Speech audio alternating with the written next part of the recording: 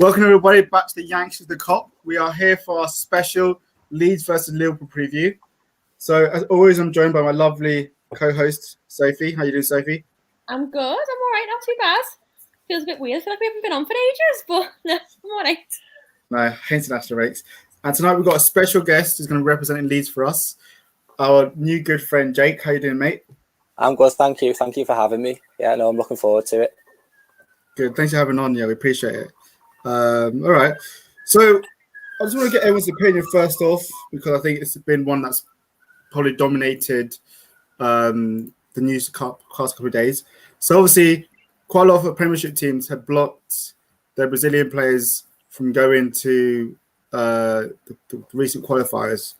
And obviously, so FIFA have now decided that they are, I think there have been discussions still later that might try and change it, but that for me, Firmino, Fabinho, Alisson, and then Rafinha will be banned from Sunday's game. So let's get your point on that. Like, because I feel like when I heard that, I think like is FIFA again not caring about COVID or caring about actually, the players' interests? It's all about them getting money. So, yeah, what's your opinion on that, Liam and Jake? So, all right, don't worry.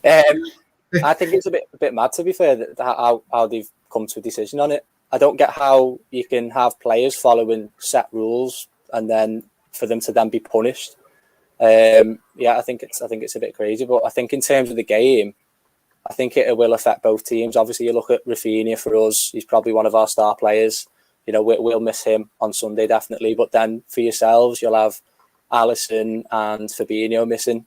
I think Firmino's injured anyway, isn't he? Yeah. So I think, especially watching you guys in the past without Alisson, I think your back four are fairly confident when Alisson is in goal. Without Alisson, I think there's always a little bit of nervousness, shall we say. And the same for Fabinho. I think obviously he's sort of crucial in that midfield. He plays a very similar role to Calvin Phillips at Leeds in terms of, obviously, he breaks the play up. He loves to tackle. He can pass it. He can pass it 40 yards. He can pass it 5 yards. So I think in terms of how it will affect the game, obviously both teams will be affected in pretty similar ways. But as I said, I think it's a crazy decision the way they've come to it. How obviously players are following rules because they can't go because of COVID, but then to be punished for it, it's just I can't seem to get my head around it. Yeah, I get to you, Steph. And I think it's weird because I think Richarlison and Everton, because I think he played internationals, he's not been banned, so he's allowed to play. So I think that's a bit weird. That they get favoritism. Yeah, definitely. And it's like, I think I read a tweet today on Twitter. It was something because he obviously featured in the Olympics and won gold. They've kind of let him off with it. Well, how's that fair? They've stopped. Go on. No, it's all right. Go on, can you? Sorry, I was going to say that they've stopped. One of my mates is a Chelsea fan, and they've stopped Thiago Silva. But I don't even think Thiago Silva was intending on playing. Does he still play for the national team? I don't think so. I don't think he's a player who doesn't even play for the national team. I don't know if he still plays or not, but they've stopped him. Yeah. Do you know what? This is just ridiculous because it's just. I'd understand if the FA turned around and said, right, these players can't play because they went to Brazil. I get that because there's a risk. But the Premier League clubs have turned around and refused to let their players be released because of obviously they have to isolate for 10 days. Afterwards, they lose muscle. We've covered this before. But literally, it's not. I'm annoyed that they're going to miss the game anyway because, for literally as a punishment for not going on international duty. Okay, that's annoying itself, but you can kind of deal with that. But the fact that Richarlison is being let off for it because he's got good relations, it's just a kick in the teeth. You can't do one for one and not for the other.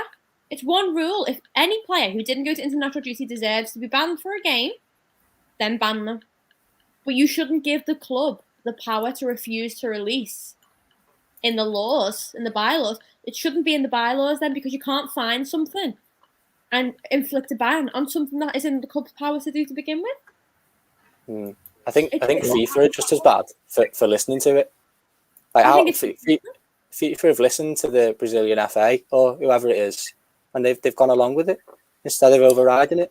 I just think if they were really that bothered about it, They should have demanded that the players be released for international duty. They should never have allowed them not to be released if they were so worried about it and so bothered. But I definitely think it'll cause uproar with the whole Richarlison situation.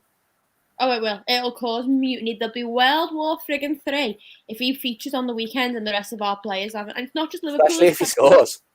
I know, yeah. The thing is, obviously, you've got Rafinha. There's possibly Thiago Silva, Edison. Yeah, Gabriel Jesus at City.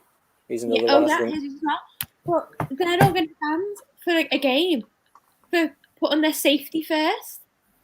And for following the correct sort of rules. Well, technically, they followed the rules of the country they're living in. Yeah. In regards to international travel. Yes. It's a mad one. Let's get in the comments. Good to see Chris, as always. He says, FIFA and UEFA don't care about pandemic. Simple as that. Why we shocked? It's true. Ricardo can play because he had a good relation with Brazil. FA, load of nonsense. Steven says he's put in Keller, Trent, Virgil, Matip, Robbo, Henderson, Thiago, Keita, Mane, Jota, and Salah's lineup. Based on that, the thing. If Ricardo gets COVID, it's his fault. I know that's beautiful. Good to see you, Alan. Everyone else in the chat, if you just joined in, do smash that like, subscribe button. We appreciate it. It helps us get the channel out to more people and grow the platform. Is Keller the young Irish lad who plays for you? Yeah, the young dog. Yeah. I feel better knowing that if Alisson, if they don't overturn this and Alisson doesn't play, it makes me feel better knowing that it's Kelleher between the sticks, not fucking butter hands, Adrian. Yeah. Well, we'll get to Kelleher. So just wanted to touch with you, Jake. So Leeds did some big business this summer. You bought Daniel James from United for, I think, around 26 million. Yeah, well, it was just short of 30, yeah. I think about 26, 28, yeah. You got Firpo, who I think is quite a good player. Because I think he can play multiple positions. You got Jack Harrison, and then you got Christopher Colasin, the young goalkeeper. So what did you make of your window overall? Do you feel that Leeds did the right business? Did you think saw your problems? Do you know what? We started off fairly early, signing Junior Firpo, the fullback from Barcelona, and I thought that's a boss bit of business. I thought we'll sort of crack on from here and get a few over the line, and then it went a bit quiet, and there was obviously a few people. Well, obviously we got Jack Harrison in, to be fair, as well. But with Jack Harrison, he'd been on loan with us anyway, so he's been with us for the past couple of seasons. So it was more or less a case of just sort of getting him there permanent. But obviously we got Firpo in. Went a bit quiet. We were linked with a few. We were linked with the likes of Noah Lang from Club Brugge, Damsgaard, who is over in Sampdoria. He played in the Euros, scored the free kick against England. I think we were linked with a few other names, to be fair. And then, as I say, just went quiet. But then the Dan James one sort of came out of nowhere. And I know there's a few people sort of questioning the price tag. Obviously, 28 million or whatever it was, you know. I did see there was people sort of comparing him to the likes of Ben White, Joe Willock, Tammy Abraham, obviously them types. But I think Buendia, who went to Villa, because I think they all went for fairly big price tags as well. So in comparison to them guys, obviously, I'd say Dan James is a player with much more experience. You know, I know he's only been at United for a couple of seasons, but he's obviously played Champions League there. You know, I think he started the majority of United's games this season. So to me, you know, it's a really good signing, and especially under Bielsa. You know, I always look at what Bielsa's done with our team anyway. Obviously, the majority of that team were a sort of a mid-table championship team before Bielsa came in, and he's transferred some of them players. So you look at Stuart Dallas for us. He's kind of sort of like the James Milner of the team. He can play fullback, he can play midfield, he could probably play centre half if you asked him to. But when he first arrived, I was looking at him thinking, you know, he's a waste of time. Didn't rate him at all. I was quite harsh on him, to be fair. And then Bielsa just transformed him. He's probably first name on the team sheet now for us. So obviously, if he can do that with sort of mid-table championship players, then what can he do with the likes of Dan James? So I'm really looking forward to him to seeing him play. As I say, I think there's questions over the price tag, but I'm sure it'll be worth it. I'm so sorry. I had to just put this up on the screen there. Oh my God, Doug, you killed me with that. Do you know what? Imagine if the fucking FIFA officials did walk out and drag them off the pitch if they were playing. Like, no, you're not allowed to play off the pitch. But like a teacher, off the pitch. Do you know what? I saw something before. If they went against it and they played all the Brazilian players, it'd mean both teams would have the same punishment, wouldn't it? So I think I read somewhere that both teams would kind of come out for the better if they refuse to go along with it. But you never know. Jay, I just want a quick question: was there ever a chance of Rafinha leaving this summer? Because there's loads of rumours of him going. There was rumours. I think it was just paper talk, to be honest. Obviously, all my mates were Liverpool fans. You can imagine what the group chats were like. Rafinha's coming to us, this, that, and the other. But you know, it was his first season. He's just getting settled. I think, you know, I'd love to keep him, but I think if he is going to leave, it'll be sort of after this season. I think once he's got a couple of seasons under his belt with us, you know, if we're kind of, you know, I'd like to be up there. I'd like to be challenging for Europe. Obviously, like maybe not Champions League, but definitely like UEFA League or whatever.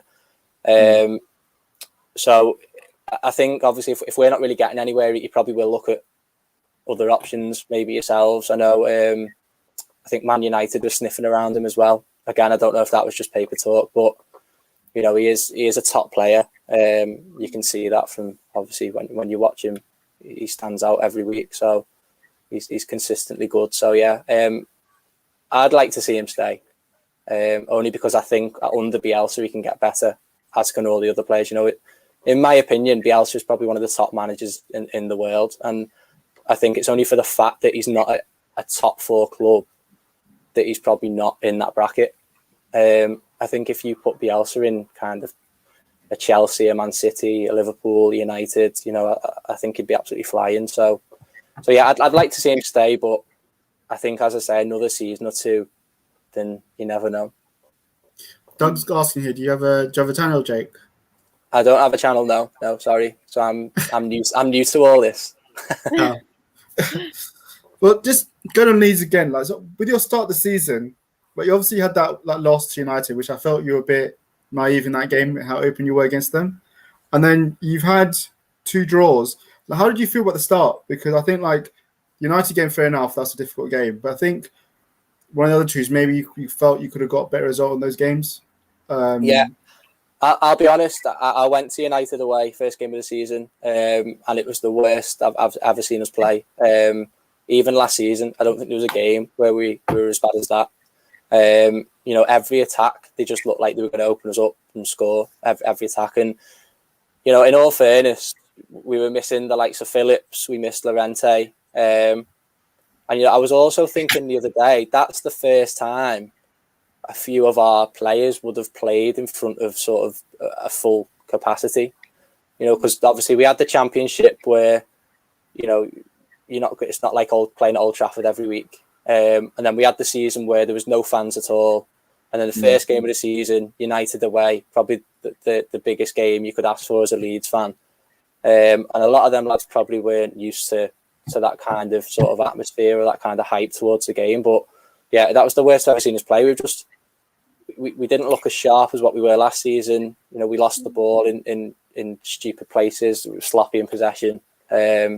So I'll be honest, even though it was first game of the season, it was worrying to watch because you're thinking to yourself, are we going to do a Sheffield United where last season we finished sort of top half and this season it's going to be a big relegation battle? But I think we'll be okay. Obviously, the draw against Everton, I was pleased with that point because we looked miles better than what we did the week before against Man United, and then obviously we went to Burnley the other week and they're just a tough team to play against. It's just a dog scrap when you go to Turf Moor, or even when they come to us. They've just got the 2 big lads up front. They just play to the strengths. They play off them, and we kind of got dragged down to their level a bit. You know, we're kind of a team likes to keep the ball. We're quick. We press, but when you're playing against a team who are kind of long ball, you know, everything's up in the air. It's very physical. It's hard to play against. So again, I was happy with the draw there. In the end, I was happy with the point at Burnley, but I think we'll be okay. You know, like I say, I trust Bielsa, and I trust that obviously we'll have a fairly decent finish this season. Just want to go back. Obviously, it's quite early on in the season, and I'm the biggest one for saying you can't after back of 3 games you can't say nothing yet. but obviously you've got 1 loss, 2 draws to your name. Does that worry you going into the Liverpool game, knowing the way Liverpool play? It does, but I also look at it as we play a very similar kind of style to Liverpool. Yeah. So we like to press from the front, we like to counter attack quickly, we like to keep the ball. I don't get me wrong, we've had a tough start. United, Liverpool, Everton, they're 3 of your main sort of Premier League teams, if you like, and then obviously, as I say, Burnley's always a tough place to go. We've had a tough start, and being realistic, you know, I'd be more than happy with a point on Sunday. More than happy with a point, because I think it'll be a tough game for us. But as I say, you look at the games last season that we had, the 4-3 at Anfield, and then the 1-1 at Ellen Road. Both fairly pretty even games, to be fair. So I think it'll definitely be interesting. I'm not worried yet. I'm not worried yet because I think after this game against Liverpool, we've got a few winnable fixtures. So I think come Christmas time, see where we are, and then I think that's when you've got to start thinking what's going to happen towards the end of the season. I mean, because obviously, like I said, there are 35 games to go. It is very early in the season to be making predictions, or like, are you worried about your placement type thing? But it's more on like a confidence level, because obviously, like you said, last season you came up and you did a really good start. You've made a very good impression on the Premier League. You know, you've set yourself out as a team to not, brush off. You want to, worry about a little bit. Like, I don't feel comfortable playing Leeds, never have. Yeah. You're just a team that you like playing Wolves for me under Nuno. That's what you like. You just worry me because I know we can pull it out the bag. But do you reckon it's going to be more of a not effect on your position at the end of the season, but more just a confidence thing? Yeah, I get where you're coming from. I definitely think the whole Daniel James transfer has probably lifted the mood a little bit. I think if he starts, he could add something on Sunday. But yeah, I think we'll be fine. I think, like I say, Bielsa knows what he's doing, and I don't think he's one to kind of lose the dressing room. I think if anything, he's one to kind of get everyone together, and he has, you never know what he's going to do. He plays 3 at the back 1 week, he'll play 4 at the back the other week. You never. So I think he'll definitely have a plan up his sleeve, and I think that the lads will be fine. I think, as I say, I don't think it's like you say, it's 3 games in, so I don't think it's anything to worry about yet. I think come Christmas time, maybe you could start looking at it, but yeah, 3 games in, I think they'll be fine, and I think definitely the transfer of obviously getting Daniel James. I think the loss to Rafinha will be a blow, but then again, it affects you guys as well with the loss of Alisson and Fabinho. So it kind of works both ways. Different ways, doesn't it? It affects your attack, it affects our defence. Yeah. So I think it evens itself out, really. Yeah. So Leeds versus Liverpool, always a high-scoring game. It's always like flowing attacking football. If you look at the results of the years, going back into like the early 90s, 2000s, like, there was that time when Leeds beat us the top 4 and we didn't make it. There was the high scoring 4-4 goal. Viduka scored 4 goals. There's the one where we beat you 4-0, Ellen Road. I mean, the last 2 games at Ellen Road have been draws. So, like, are you expecting another high-scoring game, entertaining open football, just where two teachers go at it? I'd like to think so. Obviously, I'm going with the game myself, so I want to see a good game of football. I think both teams have got goals in them, but then I also think both teams have got mistakes in them, especially with losing a couple of key players. As I say, I think a big one for you guys is losing Alisson, because to me, he's probably the best keeper in the league. Him, and maybe Edison are up there. So I think. So yeah, I think. Yeah, I'd like to see a high-scoring game. As I say, I'd be more than happy with a point on Sunday, because your attacking threat, and obviously Jota's in form, Salah's in form. I think Mane score. Has Mane scored this season? Yeah, he scored. Yeah, yeah. So yeah, your attacking options are always a threat. A big one for us is Diego Llorente at the back, the centre half that we bought from I think it was Real Sociedad. To me, he's been brilliant every game he's played, and without him, we look lost at the back. So I think he's fit, which is a bonus for us. But yeah, I'd like to think it'd be, that there'll be a few goals in the game, definitely. And just going for you, like how much do you feel that the Ellen Road crowd, which is always good. Ellen Road's never an easy place to go to and get a result. Like, how much do you think they're going to play a part in Sunday's game? Well, everyone hates us. There's a reason for that. but yeah, now the atmosphere will be bouncing on Sunday. As I say, I went to the first home game of the season against Everton, and the noise was something else. And I think that obviously, as I say, the first game of the season against Man United, there was 75,000, and for some of them lads, I imagine it would have been a bit of a shock to the system, maybe, because as I say, most of that team probably used to play in sort of Championship football. So I think it probably getting used to for them, having, sellouts every week, the atmosphere being sort of spot on every week. So I think it'll have an effect on the game. I think obviously Liverpool always sell out their away end. So as I say, it'll be a really good atmosphere, but I think the lads are still sort of getting used to it. But it hopefully will work out to be a positive thing, that we are sort of selling out every week and that we're getting behind them. Everyone who's watching, do smash that like, subscribe button. We appreciate it. So how will Leeds set up for this game? Like, what are you guessing? I know you said that Bielsa is very unpredictable. Yeah, I just saw in the comments someone mentioned Leeds have the same sort of style of play, and obviously we do have the same style of play. Fast football, press from the front. Like to keep the ball. We tend to use the wide men as much as we can in the likes of Rafinha and Harrison. But in terms of positions and things, you never know what he's going to play. Against Burnley, he started 3 at the back. Against Everton, he started 4. So your Burnley game, you kind of had wing backs, if such. As I say, he's unpredictable. I'd like to think he'd start the same as what he started against Everton, which was the first home game against Everton. So we had the 4 at the back. It's kind of like a 4-1-4-1 formation.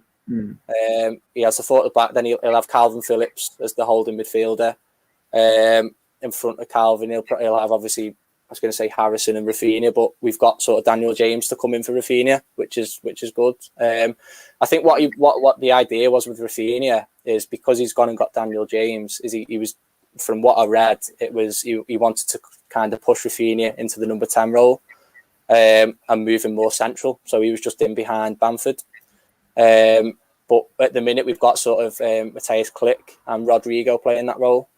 So as I say, it all just depends on. I'd imagine it would be the same as what he started against Everton. But as I say, he's just like you said before, he's unpredictable with his team selection. So, and I would like to see Daniel James start, and I can't think of any reason as to why he wouldn't, especially with Rafinha not being able to play. Yeah, it's a perfect chance for him, really, isn't it? Yeah.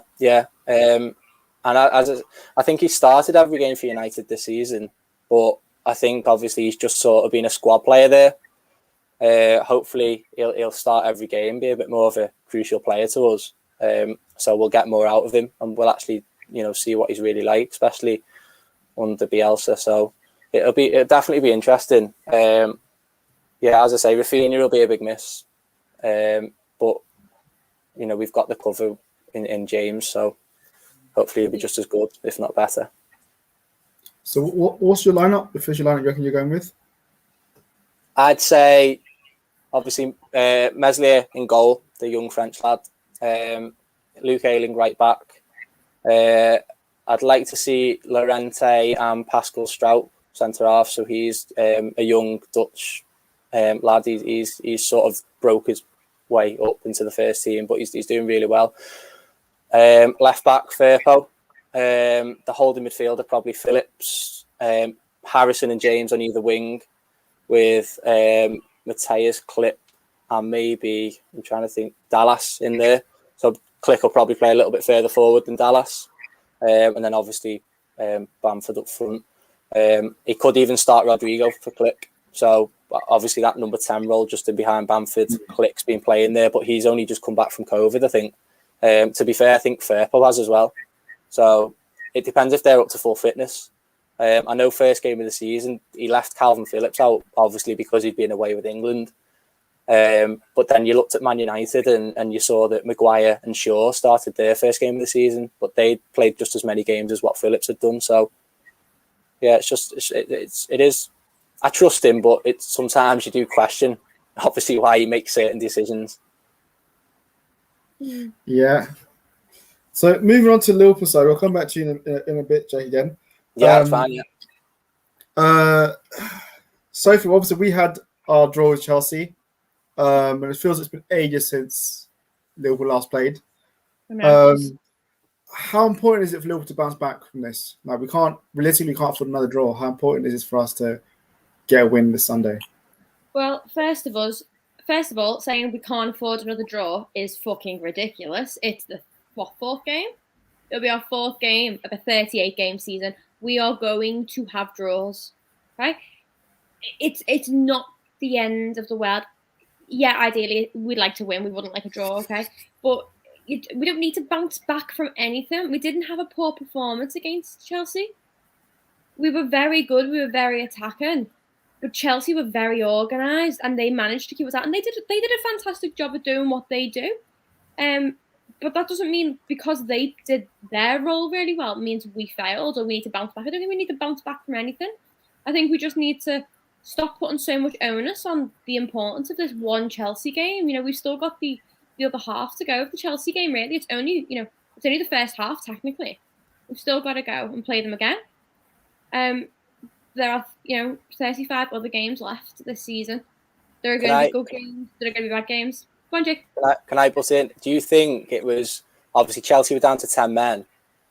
Do you think it was just excellent defending from Chelsea, or do you think it was poor attacking from you? A bit of both. Honestly, being genuinely honest with you, a bit of both. You know, Chelsea went down to 10 men, which on paper, you say they go down to 10 men, it gives you an extra attacking option. But Chelsea took off an attacker to put on another defender in place of, in place of James, who got taken off. They still kept their back five. They kept a very strong defensive back line. And they knew that because they went down to 10 men, they were without an attacking option. They had no choice, really, other than to defend very, very well. And they were tight. Yeah. They were their banks of foot, they were absolutely immaculate in terms of defensive. And I'm not too proud to admit it. Their defensive strategies were absolutely flawed, and it worked. We saw it shut Liverpool's press out. We kept going in like a bull in the china shop. And it wasn't like we were just randomly spamming crosses in. We were going in with very strong attack, which in a normal defence we'd have got through. Yeah. We had 6 shots on target at one point, I think. And it was high intensity football. It was brilliant. But they were equally just as good at blocking us out. And we just were either unfortunate that, Kevin was able to make those saves. Mendy was able to keep those saves. Or that we just missed chances out due to sloppy finishing, which unfortunately, you've got to be realistic, happens in football. You've got 3 seconds to make a decision before you kick that ball at that net. I can't blink in 3 seconds. I've got to admit, Chelsea did defend. They were bossing it into defending. But I was just laughing. I was just laughing then because I think I was watching the preview when you had the 2 Chelsea fans on the other week. Before you play, and they were saying that they were disappointed they'd not signed another defender because they didn't have 100% faith in the defence. And then obviously they went and produced that sort of defensive masterclass on the. What is the tactics worked? The tactics were very strong, and I'm not going to take away from Chelsea whatsoever. Do I think we deserved a draw? No, we deserved a win because we outplayed them. If you look at the stats for pressing and attacking and chances created, we were on possession, we were all over them. But we didn't finish all of our chances like we should have, or we were unfortunate not to score them because apparently Mendy wants to turn him into prime fucking Oblak. Which happens every time against us. But I'm not going to take away from Chelsea and say that it was just our fault. They did amazing. I'm holding my tongue. That's why. So go on, say something. Go on. Hold my tongue. But I'll get the popcorn out. Go on, I'm waiting. I'm up to Sophie. Go on, say something. Go on, bitch about our defence, bitch about our attack, bitch about something. I'll get my negative Nelly sign out. Go on, say something. I'm not going to say nothing. I said myself in the Chelsea post-match. So I'm opposite end to Sophie, where I disagree. But Chelsea's that's in the past. So we'll move on from that. That's why we need the boys back, because they stop us from arguing.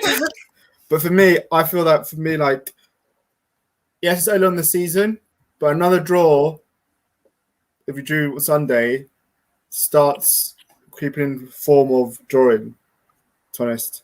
And then I could see us probably even drawing against Milan then if we draw on Sunday. Just being honest. Fuck off. Right, kick him off the street for 5 minutes. You can go in a timeout. Just be honest, Milan ain't going to do it. So, okay, so moving on. The last time actually we won at Leeds was back in 2002 when Salif Jal scored with a 1-0 win. So, even our recent record isn't that great, though. We end up drawing Leeds the last 2 times we've been there. Like, what do we need to get a win here, to be honest? Because last year, I can't remember much of the game, really, to be honest. It was the 1-1 at our place and obviously the 4-3 at your place it was. It was just very back and forth. I can't remember our performance at Leeds. Ellen Road. We equalised last minute with a header from a corner. Oh, okay. I'll find that. And Mane scored for you. Oh, all right. If that. How do you remember these from a year ago? I blank out from a week ago. Yeah, I remember. I can't remember the game. Do you know what? I remember certain games, and I think I remember the Liverpool ones and the Everton ones more, only because all my mates are sort of Liverpool Everton fans. So I'm just prepared to get stick off them. There are certain games that I remember, but like people will wake up and go, "Oh, do you remember when So scored at a volley in 2002?" And I'm like, "Nah, that was 7. I was playing with the Barbies. Like I don't know." I can't remember the game from 2002. I think I was 4. I probably just started watching Leeds around that time. You were 4. Fuck off. But yeah. So for your part, what do we need to get a win Sunday? Look, we've just got to. We know what Leeds are going to do. We know they're going to play very, high intensity football. They play a very similar style to us, as Jake said before, and I think we've just got to kind of grin and bear it and go toe to toe with them. Normally I'd say, the battle lies in midfield, or we need to be clinical up front and blah, blah. But I think this time we need to be a bit of everything, especially considering the fact that our Brazilian players aren't out. And I know, Jake, you said before that you think the biggest concern for us would be not having Alisson. As a Liverpool fan, me personally, my bigger concern is not having Fabinho in that midfield. Right. I know. I trust in Kelleher. I like what I've seen of him. Do I think he's as good as Alisson? Absolutely not. Nowhere near. Doesn't hold a flame to him. But I trust him. I feel safe with him between the sticks. He's not as experienced, is he? No. But he's then only young. I know when you've got Virgil and Matip, who's playing brilliant football, absolutely stellar centre-back partnership at the minute. Then you've got Robbo and Trent, possibly Costas. I'd quite like Costas to play, to be fair. It's the kind of game I think he'd suit. I trust that back line to be defensive. Is Van Dijk playing? Because he took a knock last night, didn't he? No, he posted that he's fit. He's fine. Right. Yeah. I trust our defensive line to protect Kelleher. I trust them. The last few games, Alisson's not really had much to do at all because of that defensive back line. For me, especially knowing the season we had last year when we lost Fabinho to centre half and then we lost them out to injury, our midfield fell apart without him. Yeah. That worries me more than Alisson not being there. Because to get to Alisson, you've got to normally get through Fabinho, then get through the defence, then get to Alisson. I'm a bit more concerned with Fabinho being in that holding DM spot. But I think we've just got to be very tight. I just wonder if it'll affect your team mentally, especially the back four, knowing that they've not got Alisson behind them. I don't think so. I think if it was going to be Adrian behind them, I think it would affect them. I don't think it would affect Virgil because Virgil doesn't give 2 shits who's behind him. He'll still perform. Yeah. The way he does. I think when obviously the likes of Robbo and Trent, when Virgil was out and they had to play with Adrian and Gomez, they didn't gel, and I think that sticks. I think if we don't have Virgil for example, we don't have Virgil and Adrian's in goal, Trent and Robbo would really suffer for it. That would worry me because there's no connection between the fullbacks and him. There's no communication whatsoever. But I feel like I'm not bothered about the mentality of them because I know Virgil will be there, Matip will be there, who are coming off the back of very good games. Trent will be there, who's coming off the back of a good game as well. Obviously, Robbo, not the best game against Chelsea. Don't think he was fully fit, to be fair. Is he back from injury now, Robbo? Yeah, I don't think I don't think he was fully fit. He's not going to start Sunday. There's rumours is. Well, he went to Scotland. He went to international and was fine. But to be fair, I'd rather have Costas play this game because Costas, he's scrappy and he'll go in for tackles and he'll go in to retrieve the ball and he'll do things that are unpredictable. And if Robbo did, you'd predict it, you'd know it was going to happen, you'd read it before he did it. No one's quite figured out Costas yet, and I think that's a good element of surprise, especially taking into consideration the fact that we have lost our Brazilian players. I think we need a little bit of, oomph somewhere else. You've got more strength in depth than also I'd say. Even though you only signed sort of Konate over the transfer window, I'd still think you've got more strength in depth. I was happy with our signings, but I still think we need someone in there who can kind of, sort of shadow Phillips or come on for Phillips. I still think Origi, it's what. Sorry, you could have taken Origi if you wanted. No, we've got Bamford. It's all right. Thanks anyway. I'll swap you. I'll give you Origi and a packet of quavers for Bamford. Do you know what? Bamford would be flying for you lot. I'll offer you Origi, a packet of quavers, a pick and mix. If you make the monster munch, I'll consider it. Right, I'll put a monster munch in there as well. What ones? Those are beef ones or the pickled onion? Oh, it's got to be pickled onion. Good lad. They stink, but the boss, aren't they? Yeah. But yeah, no, I still think we should have signed a couple of more players. We've only we went to Burnley last week, and it was just a whole youth setup on the bench. We've shipped Costa off, Helder Costa, who was one of the wingers, but obviously we've got James in. So he went to Valencia, but then we've not really got a replacement. I think, we've not got anyone in there who can do what Phillips does.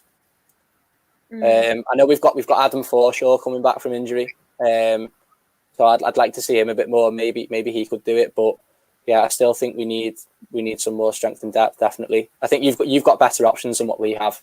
Yeah, well, tell that to a lot of Liverpool fans. Yeah, tell them to all very, very thin attackers. If you looked at our Twitter fan page, there's been loads of complaints about depth. Yeah, I'm talking about midfield. Sorry, so midfield wise, you've got better options than us. Yeah. I don't mind. I'm happy with our depth, except at the front. Yeah. I think we needed we need an out-and-out striker. I don't want another winger. I want a striker. That's what we need. An out-and-out goal-scoring striker. Yeah. It's what that Liverpool squad is screaming for. To be fair, we're the same. We're reliant on Bamford. Without Bamford, we don't really score. We've got Rodrigo. Salah. Yeah, without Salah, we don't get top 3 last season. Yeah. But Jota's firing, isn't he? So he's brilliant. I love him. He's the signing no one thought was going to happen, and no one thought he'd be as good as he was. Like when we signed him, I went, yes, sound, he'll be a good backup. Now I go, how'd you keep him out? How'd you keep him out of the starting lineup? He's so good. I prefer him to start over Bobby. But even though I prefer Jota to start over Bobby and obviously play Mane, Salah and Bobby, Jota, sorry, I do apologise, get my words mixed up, fucking hell. Once you take those 3, once you take Bobby out, you have a very big drop to Minamino and Origi. Yeah. And that's it. It's a very big drop from very high quality world-class players to that. I want him, the one that we played in Champions League. I was saying to Liam today, a club such as Liverpool, you could say they're probably in the top 5. The past couple of seasons definitely been probably best club in the world. You should really be looking to go for the likes of Mbappe, Haaland. No. Yeah, I don't see why all these other clubs are going for them, but I don't know what your finances are like. It doesn't break. They break our mold. They break our wage structure. They break, the teams. They are. I don't know how to say this. They are absolutely impeccable football players, and if we sign them, I wouldn't turn my nose up and say no, I don't want them. Like fuck Mbappe right off. That's not going to happen. But being realistic, they don't. For me, I look at it and I just think they don't fit in our team. They just don't make sense to me, and for the price of them. And I know they're very young, and I know, obviously. I think Haaland would be a great fit. I'd like Haaland. I don't think I like Mbappe. I just don't think he's Liverpool. But I'd like Haaland, but I don't see it happening. possibly Jude Bellingham would be. Yeah. I don't think these are all fantasy signings. Hmm? These are all fantasy signings. I think. No, I know the fantasy signs. That's why we're having a hypothetical conversation. I'm just saying. I'm just saying that. But people, I've seen the hype trend recently of Bellingham. Everyone's going on about him. It's going to cost over 80 million. Liverpool never buying him. They're not going to buy him. Yeah, we don't do that. We don't pay that much money for players. We never ever have done. You know, my friend Ben, he said it a couple of weeks ago. He's like, "Have Liverpool ever made a superstar signing?"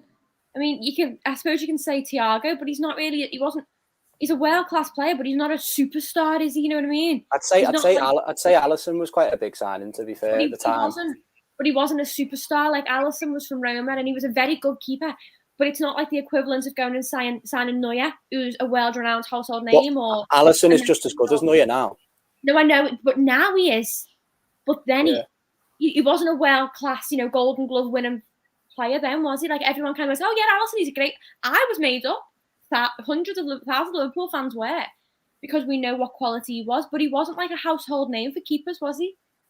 Even you look at Van Dijk, I think that was a very good sign, and then obviously how he's come on. Everyone was like, "Oh, Van Dijk, really? He's not, and you're paying 75 million for him for an overrated defender." Like everyone wrote about no. Like if we turned around and signed Messi, nobody would go, "Oh yeah, Messi's overrated. He's shit." It's Messi. I'm just saying, I think a club your size and what you've achieved over the past 2 seasons, you should be competing for. But we won't. We should, but we're not ever going to. So that's the. I think you've got to be realistic. That's the club we choose to support, and that's the way they work, and that's their model. And I think next season the rebuild for us starts because a lot of our players turn 30, and obviously you want to invest in your future. I'd sell Firmino. I still think you get 20, 30 million for Firmino. I'm on the fence with that stuff. We've heard it every summer, the rebuild rubbish. I'll believe when I see it. Going back to the game, though. Like a miserable one anyway. I love you, but you are a miserable little shit. Because we've heard it so many times, next summer. And No, the only person you're hearing next summer from are fans. The club of Pierce said it. Pierce said it. He's not the club. He's not the club. Shut up. But the spokesman of the club, in a way. I'm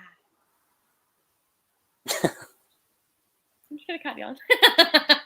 They get the information, club sources from inside the club. And how many times are the club sources going to actually divulge the God's honest truth to the media, so the media can publish it to the general public, including rival companies and rival clubs? They're not going to do that. They're going to feed them drips and drabs. They're going to feed them rumours. They're going to give them breadcrumbs, and they're going to hope they run with something. They go, lol, smoke screen. It's what they do. It's a business. I don't think smoke screen that. We've heard that the last 4 summers. We can argue about this, but we've heard that the last 4 summers Liverpool going to go big next summer. We heard that last summer.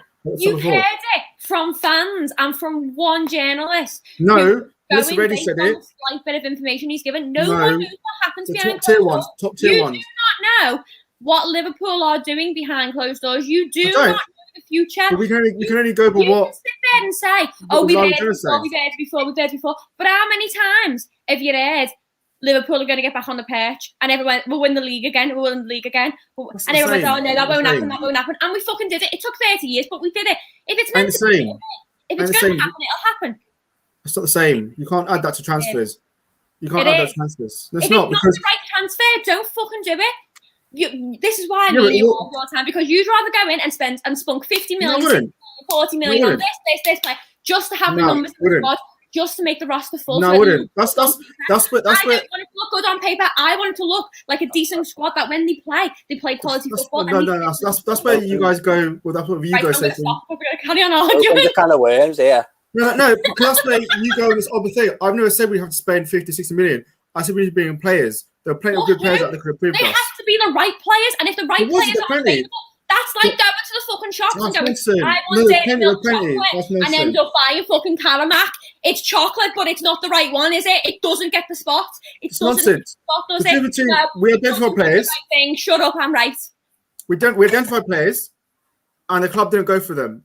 FSG wouldn't go for them. It's a difference. Because they might not want be a reason. No, There might be Klopp wanted them. might be Klopp cause. wanted What them. about the player doesn't want to come, or the player wants nonsense. something else, or they want something in their Half these contract that Liverpool players. can't Nah, I'm not buying that.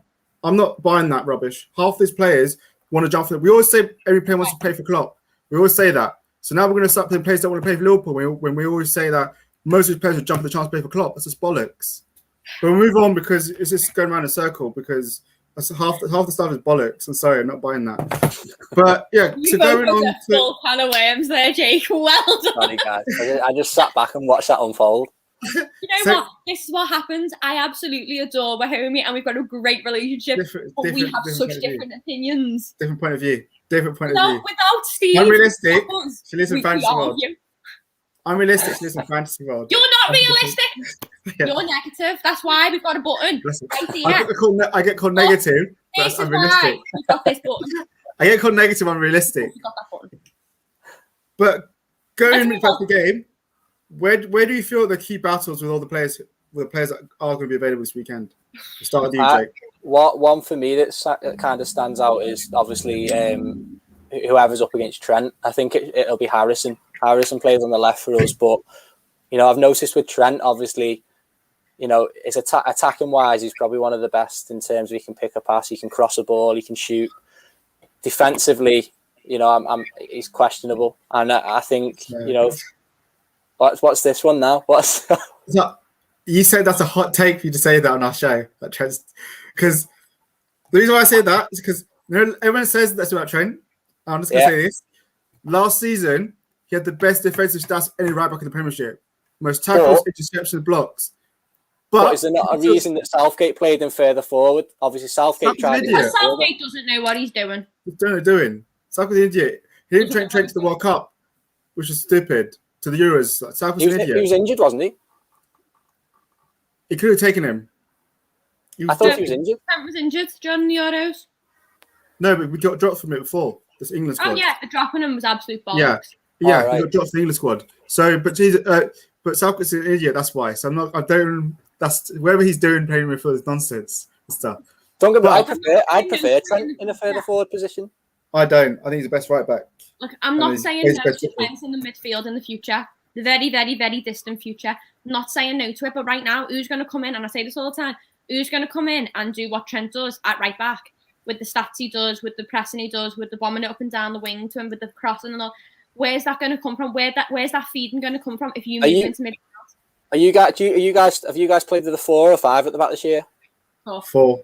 So see, I think he'd be better at wing back. Like he had a spell there, didn't he?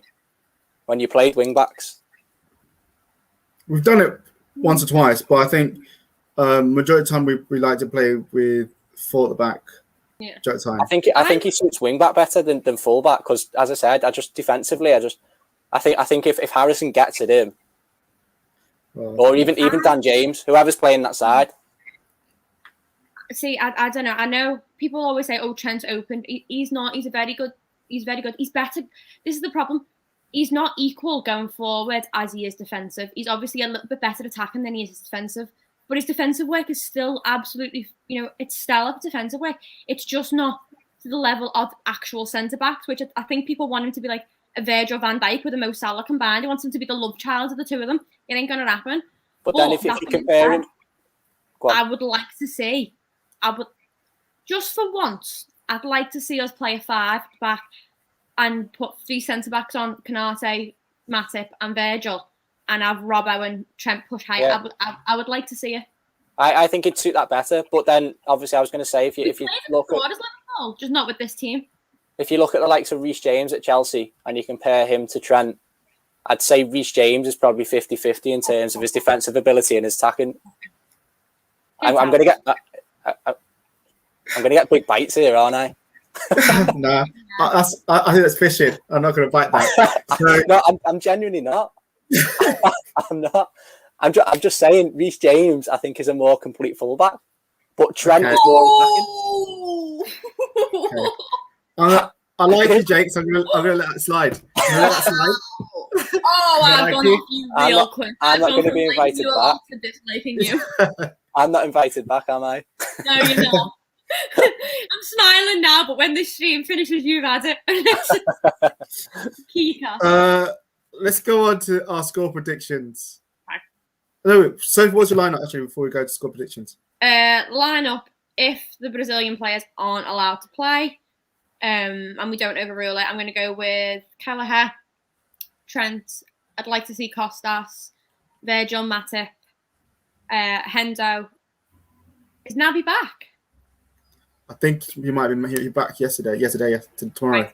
If Naby's back, Naby and Elliot. And then obviously front three, because you can't have Bobby.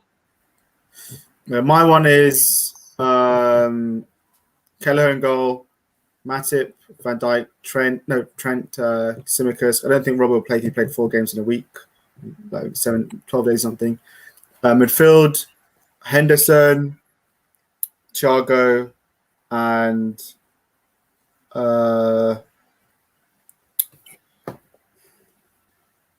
if Kate is back, I'll play Keita. If he's not, then Elliot. Then normal. Answer this. Sorry to interrupt. Elliot's not injured. Elliot was withdrew as a precaution because he got a knock. There was no confirmed injury, but they withdrew him as be safe. The normal front three with Bobby out. Never mind. So going on to I think his dial-up's disconnected. prediction. I was trying to figure out. What are you looking for? Are you looking for the predictions? Oh, I thought you'd lost me. No. Yeah, it's the second one. Yeah, I went blind there for a minute. Predictions. What's the prediction, Jake? Oh, do you know what? I've got to stay loyal to my team, but I just 2-2. 2-2. I'd take a point. I was going to say 2-1 Leeds, but Don't be disappointed. Chris Ross says 2-1 Liverpool. Sophie. I want to say I want to be loyal to my team. I want to say 2-1 to Liverpool, but I think it's either going to be, like Jake said, a 2-2 draw, or it's going to be a high-scoring game again. Do you know what? It could go either way. Like we there was moments against Burnley where we were just we were negative. Like we just didn't look like, it was passing backwards, sideways passing. I don't know whether that was because they dragged us down to their level or what, but Burnley do that. Yeah. But, yeah. I'm gonna go 1-1 draw. I'd love to say win, but I think it's gonna end up. I think the players are missing. Yeah. Fabinho's been out. It's gonna hurt us badly. Yeah. Okay, moving on. We're doing trivia. Yeah. Yes. I love this bit. This is all I come to the podcast for. The trivia. Great. It's my favourite part. Have you got any? No, I thought you had some. Yeah, I have. I got 3. Good. Shut up. Okay, right. First one. What sport do you think would be the funniest to add a mandatory amount of alcohol to? Oh. I think cricket can make it interesting. I'd say like American football. Watch them stumble over. Yeah, and they just end up like battering each other, wouldn't they? I said golf. Imagine being absolutely trolleyed trying to swing a golf club at a small little golf ball. I'd take half the glass out. How many temper tantrums are you going to have where someone takes that? Do you know what? I'm going to change it. Darts. Imagine. Everybody would need to be like behind a safety screen. It'd be darts flying everywhere. That'd be boss. All right. What do you think is the worst song ever? Worst song ever. You'll Never Walk Alone.